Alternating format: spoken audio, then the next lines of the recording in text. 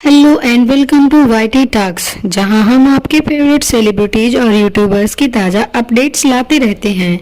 तो आज का वीडियो बेहद खास और मज़ेदार होने वाला है, क्योंकि आज हम बात करेंगे पारस ठकराल के वीडियो के बारे में। उन्होंने अपने कल के व्लॉग में दिखाया था कि उन्होंने अपनी होने वाली बीवी पिन्नू के साथ में एक प्रैंक और कर दिया। प्रैंक इतना मज़ेदार था और उन्होंने इस तरीके से किया था कि उनकी वाइफ तो बिल्कुल समझ ही नहीं पाई थी, उन्होंने सीरियसली ले लिया था। तो चलिए आपको भी बताते हैं कि पारस ने क्या प्रैंक किया था। तो पारस अपनी वाइफ पिन्नू को फोन करते हैं और फोन करके वो उनसे बात करते हैं शादी में जो गिफ्ट्स दिए जाते हैं। उन्होंने कहा, उनका कहना था लड़की के मम्मी पापा अपनी तरफ से कुछ गिफ्ट्स वगैरह देना चाहते हैं।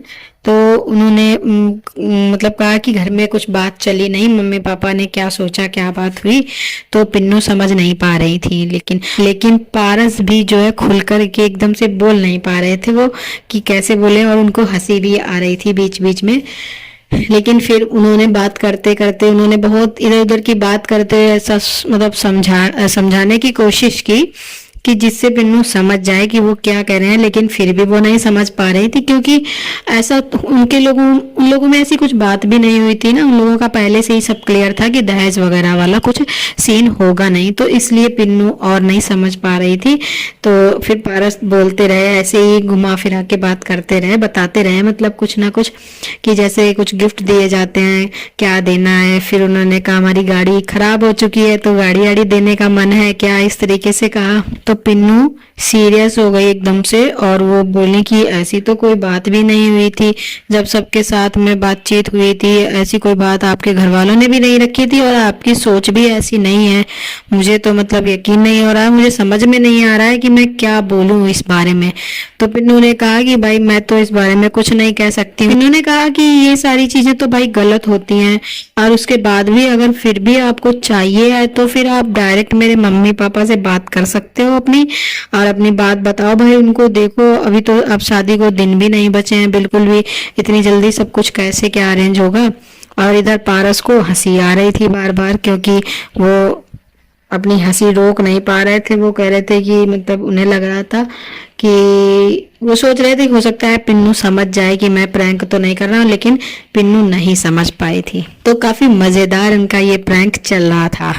फिर बाद में पारस पिन्नू से कहते हैं कि तुम ही अपने घर में बात करके देखो। तो पिन्नू कहती है कि पापा तो अभी ऑफिस में है, फिर मैं शाम को बात करके बताऊंगी।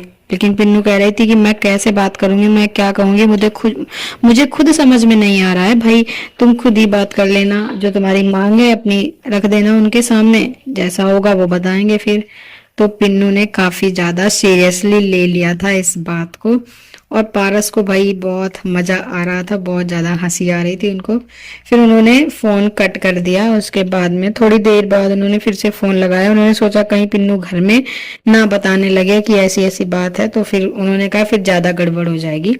तो इसलिए पारस ने पिन्नू को फोन करके फिर उनको बता दिया था कि हम लोग एक प्रैंक कर रहे थे भाई, और ये जो दहेज वाली बात है ये हमें कुछ नहीं चाहिए, और हम तो इसके सख्त खिलाफ हैं। उन्होंने अपने व्यूअर्स को भी, अपने फैंस को भी इस बात के लिए जागरूक किया कि दहेज लेना सच में बहुत गलत काम है, बहुत ज्यादा गलत काम है, और दहेज नहीं लेना चाहिए। क्योंकि भाई एक माँ बाप हैं, वो जो है कितनी सालों से मेहनत करते हैं, पैसा जोड़ते हैं, उसके बाद में अपनी बेटी की शादी करते हैं।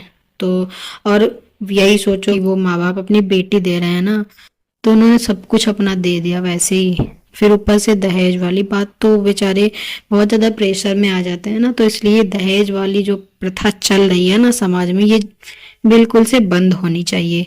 और मेरा भी ऐसा मानना है कि सच में ये दहेज वाला जो चल रहा है सिस्टम, ये ना बिल्कुल बंद हो जाना चाहिए, क्योंकि इसमें बहुत सारी दिक्कतें आती हैं, लोगों को बहुत परेशानियां उठानी पड़ती हैं।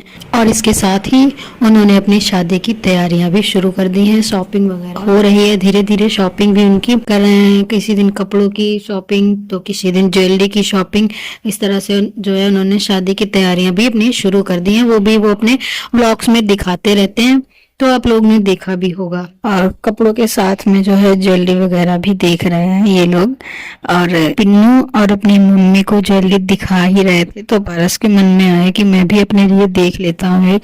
तो पारस ने भी एक दो ज्वेलरी को ट्राई किया था। तो दोस्तों आप लोग वीडियोस पर बने रहिए, चैनल पे बने रहिए, क्योंकि अब बहुत जल्द वो समय आने वाला है जब पारस की हल्दी और मेहंदी की रस्में शुरू हो जाएंगी, और इसी के साथ ही फिर इनकी शादी भी होने वाली है। तो आप लोग हर अपडेट को जानने के लिए हमारे चैनल को जरूर से सब्सक्राइब कर लीजिएगा। तो दोस्तों दहेज लेने वालों के लिए आप क्या कहना चाहेंगे, हमें कमेंट करके जरूर बताएं।